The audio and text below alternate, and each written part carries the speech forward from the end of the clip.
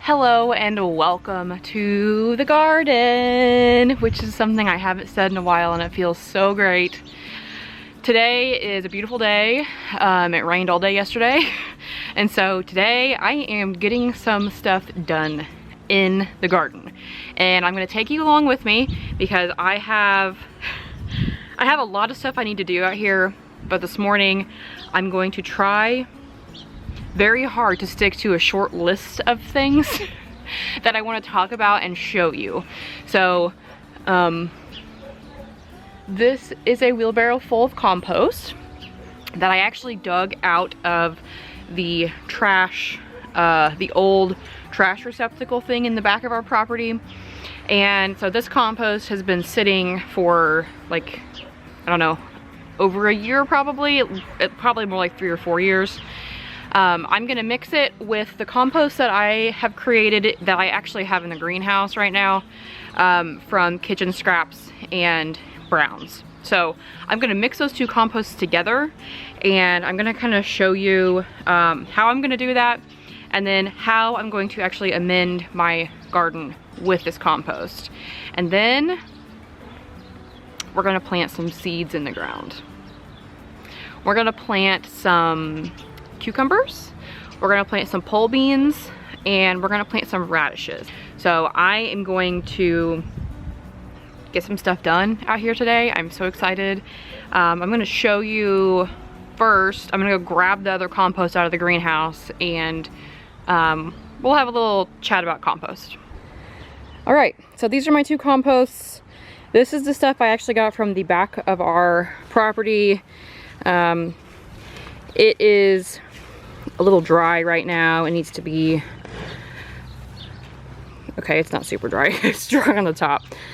This has been sitting in this wheelbarrow for about a week now. There are some pretty decently sized rocks in here still. I did sift this, but I made my own sifter, and so it's not like super scientific. But this is pretty decent compost. This is not made like on purpose. This is like literally accidental compost, so it's not going to be perfect. It's not going to be as rich as the other stuff, but what we're going to do is we're actually going to mix these together, because this stuff is kind of a little bit dense, I think, probably. So what we're going to do is we're going to take this and we're going to mix it with this. Now this is in the sun, which is why there's a shadow, but this is the stuff that I made myself, and I have been storing this in the greenhouse to help the greenhouse stay warm. But this stuff is nice and dark. This is made with kitchen scraps and browns, meaning like shredded newspaper, dried leaves. I did fill this thing basically all the way up with leaves last fall. And this is what I have. I don't have a ton. I have been using this though, so this is not all I had. I actually used quite a bit of this when I planted my kale and my lettuce in the garden. And I dump my spent potting mix in here in this container, and so that kind of helps keep this a little bit fluffier. Like it's not going to be as dense, because I do add my spent organic potting mix to this container. So basically all I'm gonna do is I'm gonna take this tub, I'm gonna dump it into this wheelbarrow, and I'm gonna mix the two together, and that will be what I use in the garden. Now, I may not have enough compost to cover everything I need to cover. Today I'm gonna focus on 2 areas. The area where I'm going to be planting my beans and cucumbers, and the area where I'm going to be planting my peppers. So those are the 2 areas I'm going to be focusing on. Both need compost added to them in the springtime. As far as where I plant my tomatoes, those areas, that area I don't put compost on top. What I do is when I dig my holes to plant my tomatoes, I dig them extra deep and I put a big handful of compost down in the hole. That's what I did last year. It seemed to work out okay. I think this year I may end up adding something else in the hole with the compost. I have done the eggs in the past, and Didn't necessarily notice a difference versus not doing the egg. I may crush up some antacid tablets and add a sprinkle of that for extra calcium, but my compost does have quite a few eggshells in it, so it may be okay like that. So I'm gonna get these two things mixed together and then we will work in the garden.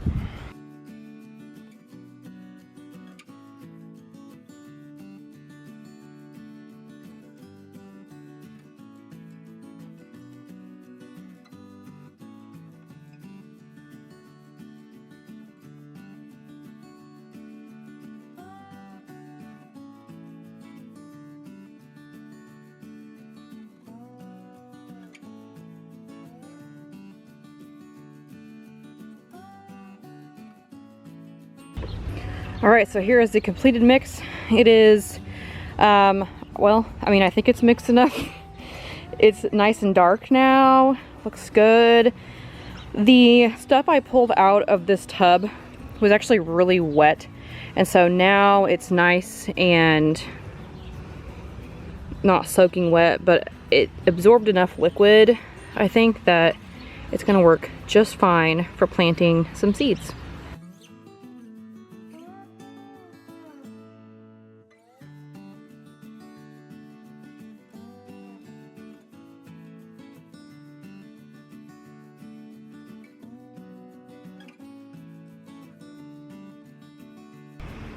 Okay, so I have my compost laid down. You can kind of see it down here. All I did was pulled back the mulch that's still here from last year, laid my compost down, and then when I get my mulch for this year, I'll just mulch right over the top. So right now I'm going to be direct sowing some cucumbers. I have 4 different varieties here that I'm going to be sowing on this side of this cattle panel arch trellis. And I'm going to be using this tool called a dibber. Katie actually gave me this a couple weeks ago and it literally changed my life, I think. I planted onions in one of my raised beds and it took me 17 seconds to do with this. This thing is awesome. It has a pointed tip and you just push it down in the ground, make your little holes, drop your seeds in, and cover them back up. So easy. So let's talk about planting seeds directly in your garden, or direct sowing. So when you plant things like tomatoes, peppers, things that you're going to be starting indoors, those seeds are usually pretty small. Now things like cucumbers, squash, beans, you can start those indoors. Those things don't necessarily like having their roots disturbed as much though, so that's why I choose to direct sow those things. And the seeds are a little bit bigger than a normal tomato plant or pepper or like herbs, basil, those types of things. So let's talk about how you direct sow some seeds, because I think that this is not something that's necessarily taught very often. And I think people do struggle with this sometimes because they get kind of stuck with like, I don't know how to do this. Sometimes you will have, like this seed packet says seed depth 1/2 inch. They don't all say that though. I have a packet of seeds from Seeds Now that has no information on it at all. So I'm gonna kind of show you how I determine how deep to plant a seed. So basically here are 2 cucumber seeds and they are 1/2 inch long or so. So basically all you want to do is take the longest side of the seed and you want to plant that seed twice as deep as it is long. So these seeds are maybe more like 1/4 inch. So we're going to plant these seeds about 1/2 inch deep, which is what it said on the seed packet. But basically we're just going to poke a hole in the ground that's about this deep and we're going to put this seed in it and then cover it up. And while that may seem obvious to some people, it was not obvious to me when I started. I was not really sure how deep to plant a bean seed, and so I just poked it in the ground and the seed grew, but the roots were out with it because it didn't get planted deep enough. So I hope this is helpful. So basically all I'm gonna do is poke a hole in the ground, put some seeds, cover it up. I am going to be doing 4 different varieties of cucumbers on this side of this cattle panel arch trellis. I'm gonna start 2 seeds of each variety, not in the same hole. I'm gonna do 2 holes right next to each other, just so if one does not come up, I still have one, or if both come up, they're not right next to each other and I can easily just pinch one off. So I have 4 different varieties of cucumbers this year. They are the Chinese snake cucumber, green dragon burpless cucumber, Muncher cucumber, and straight 8 cucumber. So I'm doing 4 varieties, 1 plant of each along this arch trellis, which is actually 2 cattle panels. So this arch is 8 feet deep. I do my cattle panels with 1 T-post in the center of each panel, which creates 2-foot sections on each side of each panel. So 1 plant will be on 1 side of each cattle panel. Clear as mud?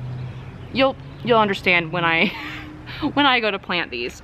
So I have 2 here. The Chinese snake and the green dragon burpless are long cucumbers. The Muncher and the straight 8 are shorter cucumbers. So what I'm gonna do, so I know which variety is which, I'm gonna stagger these. I'm gonna do Muncher, then green dragon, then straight 8, and then the Chinese snake. That way, when the plants eventually end up like this with each other, I will know which cucumber is which variety. Or at least that's what's going through my brain. I don't know, does that make sense? I feel like it does, so that's what we're gonna do. All right, so the first variety I'm gonna plant is the Muncher cucumber from Baker Creek.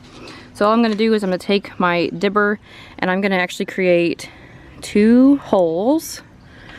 One about right there, and one about right there. And those are about an inch deep or so. I went up about this far. This dibber actually does have measurements on it, which is nice. And I'm gonna grab 2 seeds out of my seed packet. I'm gonna drop 1 in each hole. And then just cover them back up. And voila. Voila, they are planted.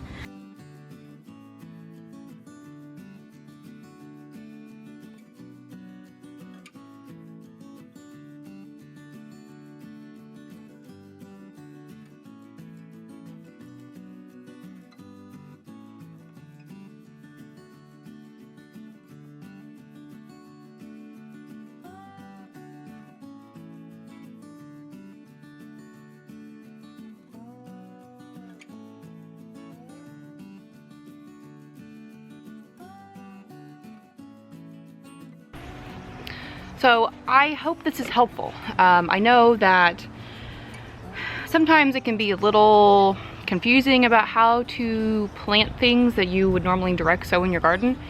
So that's kind of how I do it. I've had great success with the double the depth that the seed is wide method. I will do the same thing with my beans. So bean seeds are a little bit bigger than cucumbers sometimes. And so I'll just do the same thing. Take my dibber, poke a hole, put a seed in it, and cover it back up. So if there's any other questions that you have about direct sowing or amending your garden or kind of how I do things, please let me know. I'm happy to help. I'm here to help. I hope everyone is having a great growing season so far, and just a few more weeks. I hope that, I know for me personally, watching other people work in their garden makes me want to work in my garden. So hopefully this makes you want to go out and get your hands dirty. So thank you for watching, and I will see you in the next one.